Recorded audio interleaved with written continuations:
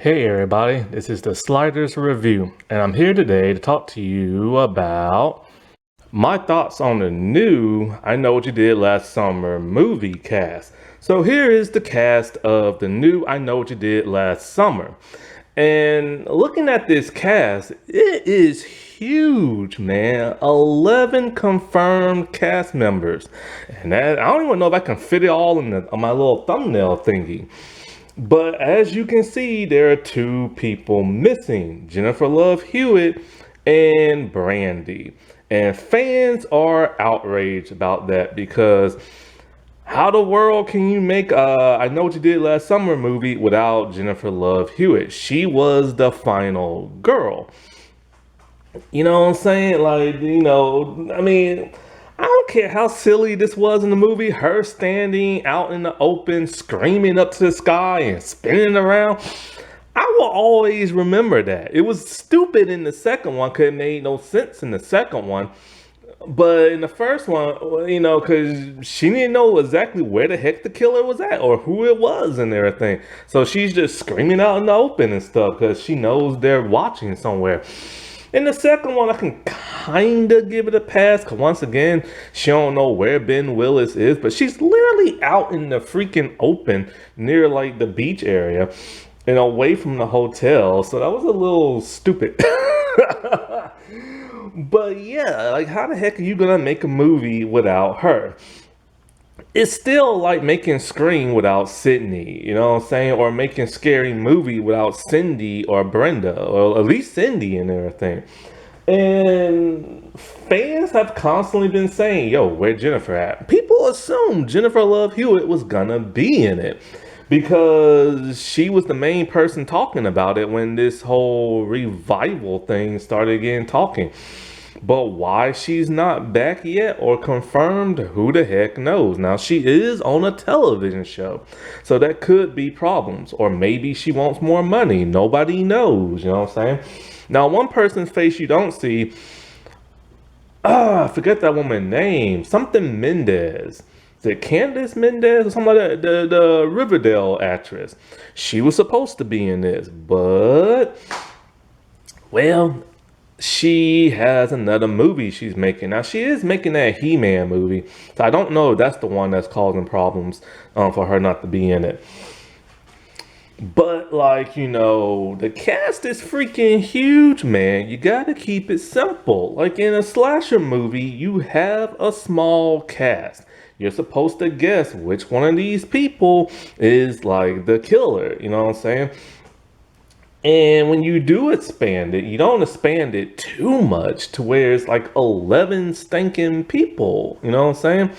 Like, Scream always had a small cast. Yeah, they included other people, but those people normally died off first. So when it comes to this cast, do not expect all these people to stay on to be alive because they're probably there just to die. I would say the first four people who was cast in this movie most likely is the main cast. Remember when the first four got announced and everything? Most likely they are the main cast who the movie's gonna revolve around. Everybody else is just like, bags of meat ready to like bleed and everything, I guess you could say. But Ben Willis is probably dead because in the second movie the man got shot up pretty good, and he drowned in his own grave. When it was raining in the mud. So I'm pretty sure Ben Willis is dead. So who's gonna be the new fisherman? Who the heck knows? As you can see, there's only two older people in like the cast. One is Freddie Prinze Jr. So most likely it's not gonna be him unless his character snapped or something like that. I would say the other older guy is a red herring. I bet you anything they're gonna go with a younger cast member to be the killer. Because most likely it's gonna be somebody who accidentally killed somebody. That person's gonna want revenge. They're probably gonna make it slightly closer to the book to where it was a younger person doing this and everything, a relative of whoever died and everything. The cast itself looks very, very much similar to that of the television show that bombed on Amazon and stuff. I mean, it looks like a very YA type, movie with a young cast and everything. There was just something special about the original movie. See, with the first movie, and even the second, like when Brandy was introduced and everything, and whoever played her boyfriend, I forget his name, Mekhi Phifer, you recognize those stars, you know what I'm saying? Like, you recognize Freddie Prinze Jr., you recognize Sarah Michelle Gellar, you recognize Jennifer Love Hewitt. Not so much Freddie, who played Ray. But then after that movie came out, people recognized him after that. And people recognized Brandy and Mashai Pfeiffer and stuff. Like, people recognize those faces. Here, who are these people? Like, I think I know Sarah from The Wilds, but that's about it. You know what I'm saying? But other than that, like, are these people even really that famous? They must be, you know what I'm saying, if they got cast in it and stuff. So I'm sure somebody in their 20s will probably recognize them, or their teens. And I do applaud them for adding people of color to the cast. Because, the first, I know what you did last summer, was all white. Then in the second one, they added 2 black characters because the first one's way too white. However, this is Hollywood's interpretation of diversity, as you can tell, because the people of color, the black guy, the Hispanic girl, the Asian girl, the Italian girl, they're all whitewashed. They are some of the most light-skinned people of color you will ever see in a movie. To where when I saw the black dude, I'm just kind of like, wait, is he even black? I'm like, oh, he is, and everything, because his hair and how light-skinned he is and stuff. Not taken away from, like, their race and nothing like that. But I'm just saying, Hollywood picked like the most light-skinned people for their representation and stuff.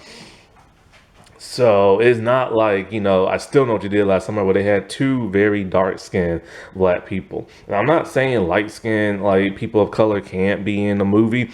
What I'm just saying is, like, add some dark people too to balance it out, you know what I'm saying? So it doesn't look like Hollywood's doing this typical Hollywood, like, check off the list type thing. Just saying. But yeah, I do wonder what this movie's like, how it's gonna play out, because that television show was garbage. The third movie, yes, there is a third movie that was direct to DVD, and that was garbage. The second movie was barely passable. Like, I like it, but it is not great. The only one, in my opinion, that's ever been any good is the first one, no matter how hokey the plot was and everything. But you gotta remember, this is based off a book that had a similar thing. They just added a slasher. And it does make me wonder what the slasher is going to look like this time, because are they going to go with the whole fisherman, like, appearance and everything with the hook? Who knows? You know what I'm saying? Like, they might change it up and have a completely different looking killer and everything. I mean, would Ray really move back to Westport and everything? I think that's where he was from. Like, where there's a bunch of fishermen and, docks and, like, people doing a lot of fishing and stuff. Would he move back to his hometown, and why? You know what I'm saying? Because you gotta think about it. Like, he wanted to get out of that town, but he was stuck because he was poor. But then when him and Julie got married, they clearly looked like they moved away from there and, into like a house and stuff like that.